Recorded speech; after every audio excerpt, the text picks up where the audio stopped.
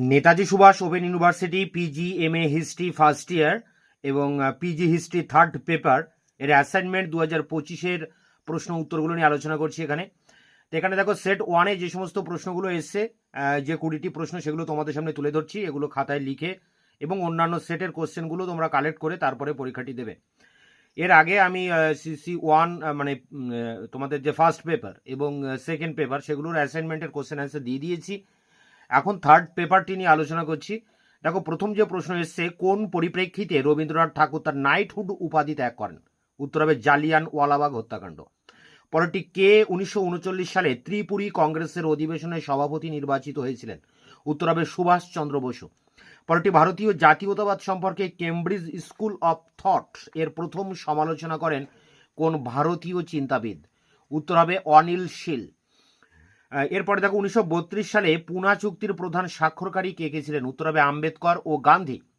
পরেরটি দেখো, 1912 সালে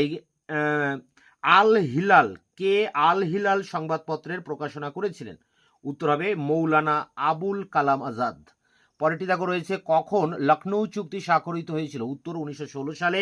পরেরটি, পাকিস্তান ধারণাটি প্রথম কে ধারণ করেছিলেন? উত্তর হবে মোহাম্মদ ইকবাল। পরেরটি দেখো, কখন গান্ধী আরউইন চুক্তি স্বাক্ষরিত হয়েছিল? উত্তর হবে 1931 সালে। পরেরটি, মহাত্মা গান্ধীর নেতৃত্বে ডান্ডি মার্চ কোন দিন শুরু হয়েছিল? উত্তর 12ই মার্চ 1930। দেখো, এই সমস্ত প্রশ্নের যে সমস্ত উত্তরগুলো রয়েছে এগুলো তোমরা ভালো করে যাচাই করে নিয়ে তারপর কিন্তু পরীক্ষাটি দেবে। বাংলায় কখন তেভাগা আন্দোলন শুরু হয়েছিল? উত্তর 1946 সালে। পরেরটি, নিম্নবর্গের ইতিহাস সম্পর্কিত অ্যানাদার রিজন 1999 বইটি কে লিখেছেন? জ্ঞান প্রকাশ। পরেরটি, স্বরাজ দলের প্রতিষ্ঠাতা সম্পাদক কে ছিলেন? উত্তর মতিলাল নেহরু। পরেরটি, 1979 সালে স্বদেশী মুভমেন্ট ইন বেঙ্গল 1903 থেকে 8 বইটি কে লিখেছিলেন? উত্তর সুমিত সরকার। পরেরটি, 1919 সালে ভারত শাসন আইনের পর্যালোচনার জন্য ব্রিটিশ সরকার কর্তৃক গৃহীত কমিশনের নাম কি ছিল? উত্তর সাইমন কমিশন। পরেরটি, কেরালায় মন্দিরে প্রবেশ আন্দোলনের প্রধান উদ্দেশ্যগুলি কি ছিল?